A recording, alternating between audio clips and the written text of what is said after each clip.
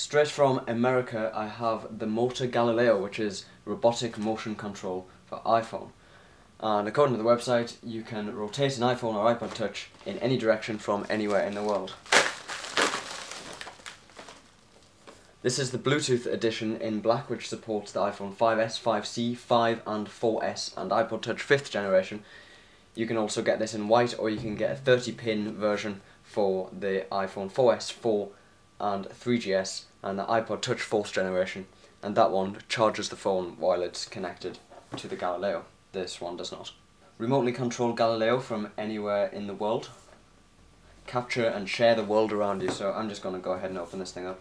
Like I said, this came from America and it got delivered in less than a week, so they have pretty impressive shipping speeds and nice packaging as well. So this is the thing itself. We have a short cable, two little rubbery things and some instructions.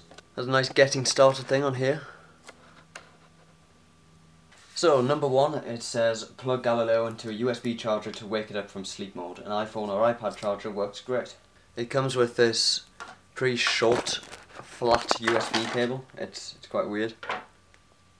Let me zoom out. That's how long it is. That's like 50 centimeters, something along those lines. Since this is so short, I'm going to try plugging it into my Mac. A light came on the bottom, so that looks good.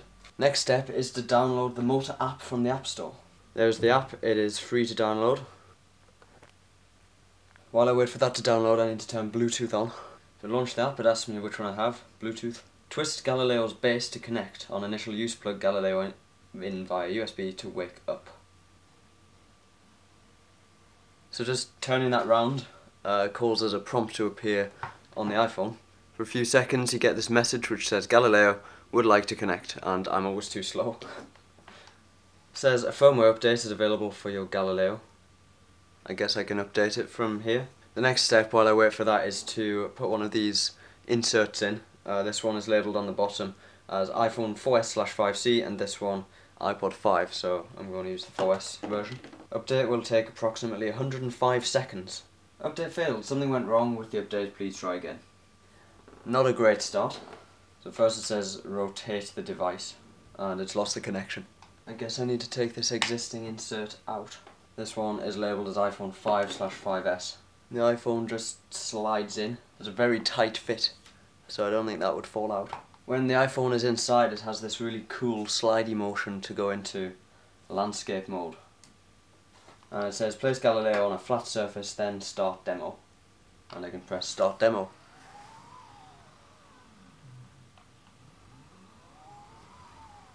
I guess the demo's done and it's left it in an awful place. That's pretty cool. These apps can all take advantage of this device.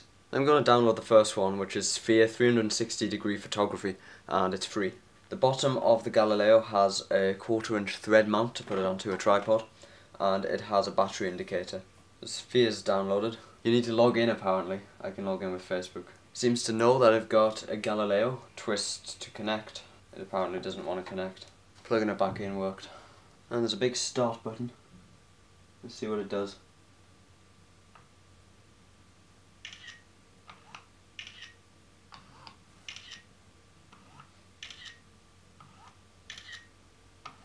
The motor in this thing is quite loud, but it's really cool.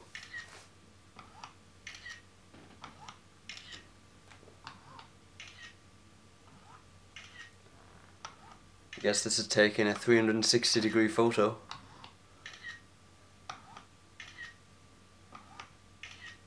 Yes, you could try to do this manually, but this will give you perfect results.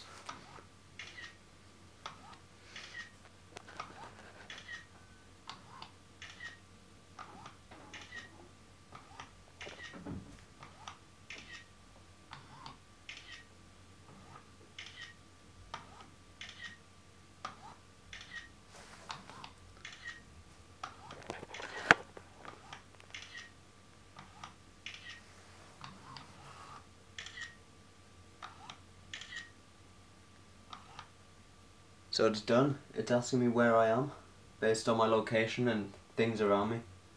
So I finished taking the photo, and what you see here on the screen is not the camera. Like if I put my hand behind, there's nothing there. This is the photo it's just taken, and you can look around it in 3D by by rotating the phone. Now, parts of it look a bit weird, like my laptop's a bit messed up, but most of it is perfect, and it does look like I'm just looking through the camera since I'm still sitting in the same place. I can move around by dragging as well. You can see me sitting there, and there's you. But of course, this is just one of the many apps you can get for the Galileo. This isn't from Motrr, this is just something that implements the features provided by the Galileo. So like the box says, there are so many possibilities for this thing. It's really pretty cool. I've been playing with the Motrr Galileo for a few weeks now, and I've gathered some opinions about it. Right now I'm using an app which records video, and it has motion detection and face tracking built in, which I think is really cool. So I'm going to just talk to you while it does that, and I'm also going to record from another camera at the same time, because I don't trust this to record the full video and not break. I'll come on to that in a few minutes. So, first of all, the Galileo is great fun. I've really enjoyed using it. It does what it says. Most of the time it works really well too, so that's good. But some of the times it doesn't work. You already saw the firmware when I tried to upgrade it. When the first thing I tried to do, that failed. The second time I tried to do it, it worked. So I don't know what the problem was there. When you connect it, the idea is you just twist, connect, done, ready to go. About 80–85% of the time, that's what happens, and when it does, it's perfect. It's so quick and easy, and you're ready to record. The rest of the time, it doesn't. You have all sorts of problems. You're twisted and nothing happens, and you need to restart the app and go into menus. It's often just a faff to get it to connect. I think I'm actually going to stop recording on this and switch to the other camera before this breaks. I don't know what the problem is. I don't know whether it's the app or Bluetooth as in the protocol itself, or the firmware, or the actual Galileo. I have no idea, but there's something in that chain which is unreliable. Next problem I've found is with battery life. You can get maybe 30 minutes out of the Galileo of using it, then it dies. A lot of the time that might be fine, especially if you just want to take some 360-degree photos. But if you're trying to use this for something serious, if you're shooting an event, like recording it with video, and you want to be able to move the camera, you're going to need to plug this thing in because the battery just can't last long enough. So a better battery life is definitely a feature I'd like to see. And finally, the instructions. They say when you're inserting the iPhone, be careful and hold the base so you don't damage the hinge. And I don't like how flimsy that little part is. I think maybe a future version could just improve the general sturdiness and build. Like, the build quality is great, it feels really well made, but I think just the design of it lends itself to being broken, the bit that twists. If you're careful, it's going to be fine. I can't see this breaking just under normal use from me, but it would be nicer if that wasn't a concern I had every time I inserted the iPhone. But despite these problems, I do think it's great. It does what it says. Most of the time it works really well, but that doesn't mean everybody should go and buy one, especially with the high price tag. You need to consider whether you actually need one, and consider what you'd use it for. So let's run through some of the use cases for the Galileo. Firstly is a 360-degree photo, as I tried earlier. That's really cool, and it's, despite some problems sometimes, if you keep the base really still, it can produce really great results. But you can do that manually. You can get decent results from just moving around and taking photos yourself. And how many times have you thought, oh, what I really need to do right now is take a 360-degree photo of where I am? Maybe a few, and those times, what are the chances you'd have had a Galileo, a charged Galileo, in your back pocket? Although that's a good use, I don't think that's a use worth buying the Galileo for. A second thing that they say you could use it for is like video calling, and you could move the camera from the remote end and kind of look around the room. Yeah, that would be great, but this thing's like £100. You could just ask the person you're calling to move the camera if you really want to look around. So although that would enhance the video call, yes, that would be a good feature. I'm sure everyone would enjoy that.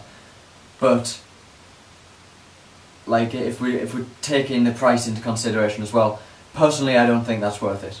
Maybe all of these different use cases combined can make it worth buying, but not for me. I didn't buy this for myself. I needed this for another project that I'm working on. I wouldn't have bought this if it was just to use for my own personal use. although I've had great fun using it, I don't think it would have been worth the money. So I don't see many good use cases for it for just like an average user.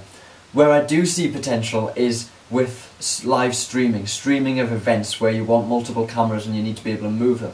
So maybe some sort of show on a stage and one person is controlling the whole thing, so you don't need multiple cameramen. Maybe some live event that you're streaming, like CES kind of event. If lots of things are going on all day, you want to keep switching between cameras. I see potential here. I see a lot of potential. There are apps that let you do this, but they are just not reliable enough. I tried it earlier. This is the second time I've said all of this. The first time I was talking to the iPhone the whole time, and then it stopped moving, and I went over and the app had crashed. And I found this with many apps that I've used with the Galileo. They all crash, and you just can't use it in a serious event. It's just not reliable enough. You can't be streaming some professional show and have the app crash halfway through, and you can't go reconnecting it every 20 minutes because the app's crashed. Something is wrong here. I don't know what the problem is. It's not reliable enough. If that was fixed, that would be a great use case for it. So again, I think version 2 needs to come out and address these problems, mainly the reliability, because I don't think there's a huge market at this price for home users to use for video calls and to take 360-degree photos. And I'm sure there are many other things you could come up with, but I just don't think a normal person is going to want to pay that price to do those things. I do think it has a place in a more professional environment, but not until it can work reliably. And I mean, I couldn't use this. If I don't stream live events where I need multiple cameras that I can move, but if I did, I would love to use this, but I can't because the app would crash, and that's not good enough. So I'll leave the final judgment up to you. It is great fun if you ever get your hands on one. You have fun playing with it, but if you're thinking about buying one, think about whether you really need it, how many times you use it, and in those situations where you would use it, is it going to perform well enough? Because from my experience with it so far, chances are it's not going to perform well enough, and for me that's a deal breaker. So I'm sorry, Motrr, you've made a great product with a lot of potential, but I don't think it's quite there. If any of you have one of these, I'd love to know how you found it so far, and whether you have one or not. I'd like to hear of any potential use cases you can think of, better uses than I've mentioned here. So leave a comment telling me what you think of the Motrr Galileo, and tell me what you use it for if you had one. Thanks for watching.